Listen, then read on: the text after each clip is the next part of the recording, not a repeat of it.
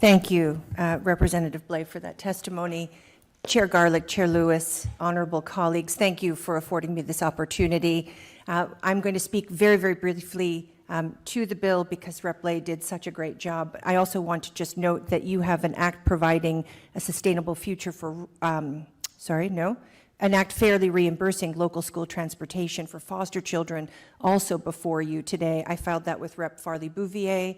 And as you know, Auditor Bump found that when foster children continue their education at their school of origin, transportation cost is supposed to be covered by federal sources. However, the auditor found that only 17% of districts are reimbursed. It's about the arduousness of actually asking the federal government for reimbursement. So this simply shifts that work to DCF, and then our districts will get reimbursed.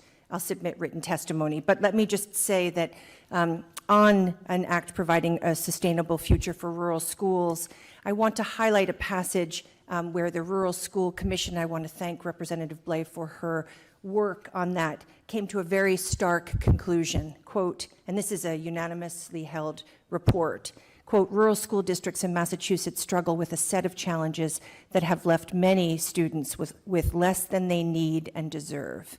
That's a stark fact embodied by that rural schools report. So that's why we're here, chairs and committee, to ask this committee to use our authority as legislators to allow students from every corner of the Commonwealth to have the same opportunities to learn and grow and be successful. The Commission's findings must be a wake-up call for all of us. The math is brutal in local communities, and we can no longer ignore it. As Rep. Blais said, well, Prop 2.5 is bringing major collisions to small towns. With declining enrollment, costs do not fall commensurately. That's what the report found. To avoid deficits, cuts must be made to core enrichment programs, to special education, to honors classes, to libraries, to counseling, to health services, you understand, and to all after-school opportunities in some cases. And then strapped local governments on top of that have to make brutal decisions. Is it a firefighter or a teacher? Is it garbage collection or someone at the recycling center? Or is it a special educator? So I would say that this committee should be rightfully proud of the Student Opportunity Act, which transformed school funding in the Commonwealth and is strengthening opportunities to learn and thrive for many, but not for all Commonwealth students. I was proud to vote yes on that bill, proud, and I'm so grateful to this committee for its leadership.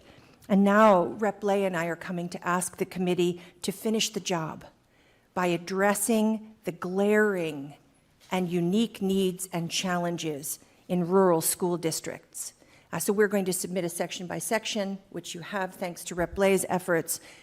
We have many people here to testify before you, and I hope you receive their testimony, and I say this with respect and love for your work, with the urgency that we feel. We cannot let another session lapse without helping our rural schools and our schools with low and declining enrollment. And I'm grateful for the funding gains, but we know so much more needs to be done. Thank you so much. Thank you. Any questions? Great.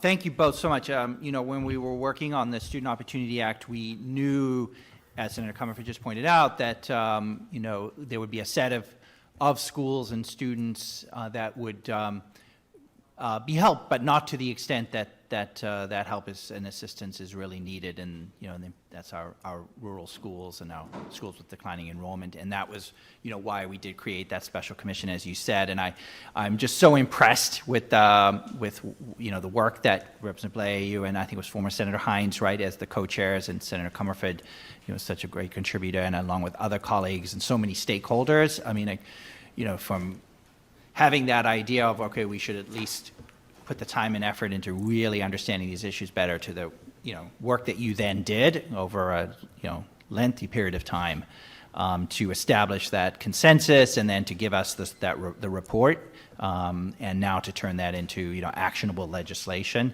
Really, really appreciate everything that's been done in that leadership. And already, of course, it's making a difference because we expanded the rural school aid line item vastly more than in the past, although again, not yet where it needs to be. But I know there's other recommendations and other strategies that you're advocating for that we need to work with you on. So look forward to hearing all the testimony today and really making this hopefully a priority for us this legislative session. Thank you. Thank you so much.